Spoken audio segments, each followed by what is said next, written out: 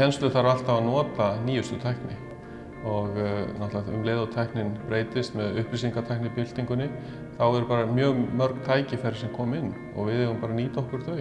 Það er fínt að geta notað upptökur og slíka miðla til þess að svona dekka viðfangsefnið, en það verður þá að nota skólastofuna sem þetta gagnvirka rými til þess að ögra nemendum. Þegar ég var að byrja að kenna fyrir rúmum 30 árum, var að kenna hljóðfræði, þá var maður að reyna að teikna upp myndir af munnholi og talfærum á töfluna. Nú hefur maður þetta allt á netinu, maður hefur myndir, hreyfimyndir, alls konar, maður hefur hljóðdæmi og svo framvegis. Þetta er bara allt annað. En ég held að það sé áskorun fyrir okkur að nota þessa miðla og nýta þá vegna þess að nemendur okkar lifa og hrærast í þessum heimi, þannig að við erum ekki vera hrædd við að nýta þessa tækni nýjungar. Vinna á tilraunastofu eða vinna á vettvangi, fara svona út og taka á hlutunum og gera mælingar. Þetta gerir nú ekki auðveldlega gegnum netið.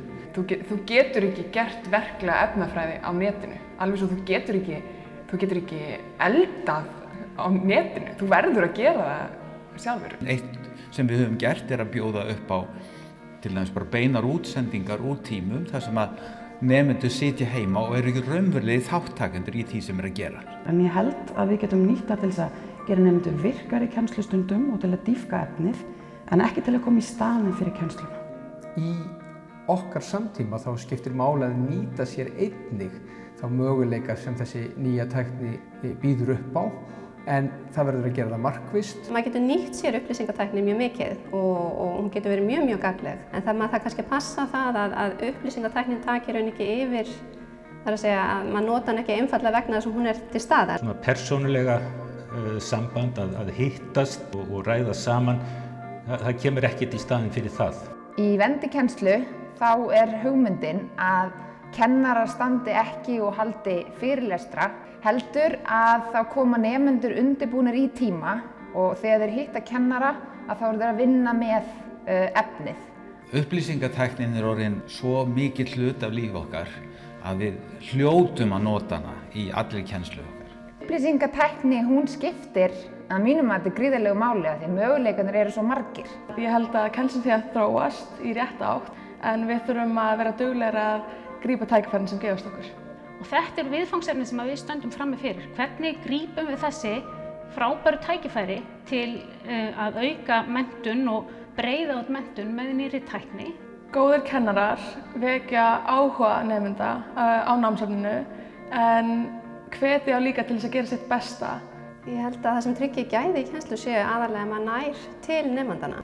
Sem nemandi líður mér sennilega besti tíma þegar þessi tilfinning vaknar, þegar maður er búinn að fatta eitthvað.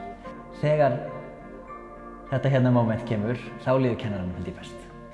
Galdurinn á bak við það að vera góður kennari er að finnast gaman að kenna, hafa áhuga á nemendum sínum og vera andum að þeim gangi vel og þeir skilja efnið. Það skiptir miklu að glæða áhuga nemenda og kveikja áhuga þeirra á fræðigreininni.